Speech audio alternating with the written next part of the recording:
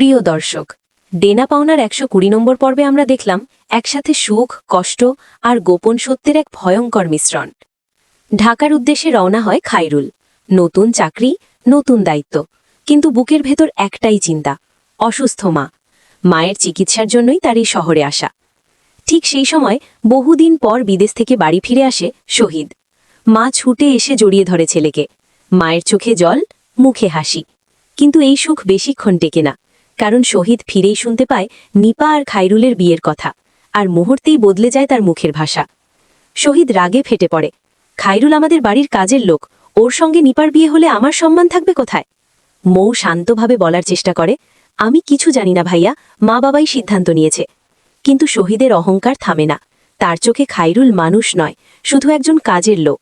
অন্যদিকে ঢাকায় নতুন অফিসে জয়েন করে খায়রুল। কিন্তু ভাগ্যের কি নির্মম পরিহাস, সে জয়েন করেছে নিজের আসল বাবার অফিসে।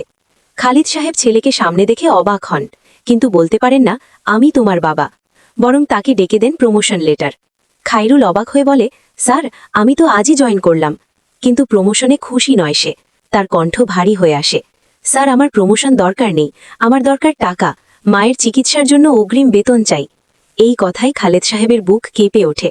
নিজের ছেলের দায়িত্ববোধ দেখে তিনি আবেগে ভেঙে পড়েন, তবুও সত্যটা বলতে পারেন না। এদিকে শহীদ শহরে গিয়ে বাবার সঙ্গে তর্কে জড়িয়ে পড়ে, কারণ মায়ের চিকিৎসার টাকা সে ইন্দোনেশিয়ার ব্যবসায় বিনিয়োগ করেছে। দ্বিগুণ লাভের স্বপ্নে অন্ধ শহীদ, মায়ের অসুস্থতা যেন তার কাছে তুচ্ছ। নাবিলার সঙ্গে আনন্দে ভবিষ্যতের হিসেব করছে সে। দর্শকের একটাই প্রশ্ন, এই কি সন্তানের দায়িত্ব?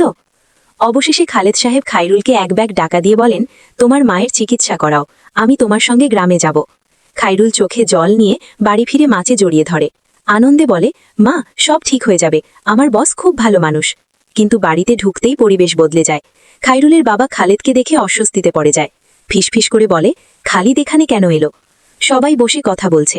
ঠিক তখন নিপার মা বলে ফেলেন, আমরা তো ভাবছি নিপার সঙ্গে খায়রুলের বিয়েটা দিয়ে দেব। মুহূর্তেই থেমে যায় সময়। খালেদ সাহেব স্তব্ধ। শহীদের অহংকার, খায়রুলের অজানা পরিচয় আর নিপার ভবিষ্যৎ সব এক জায়গায় এসে দাঁড়ায়। এভাবেই টানটান উত্তেজনার মধ্য দিয়ে শেষ হয় দেনা পাওনা ১২০ নম্বর পর্ব। আগামী পর্বে কি ঘটবে? খালিদ কি সত্য প্রকাশ করবেন? শহীদের ব্যবসায় কি বিপদ আসছে? জানতে আমাদের চ্যানেলটি সাবস্ক্রাইব করে রাখুন। ভিডিওটি ভালো লাগলে লাইক দিন, শেয়ার করুন। ধন্যবাদ।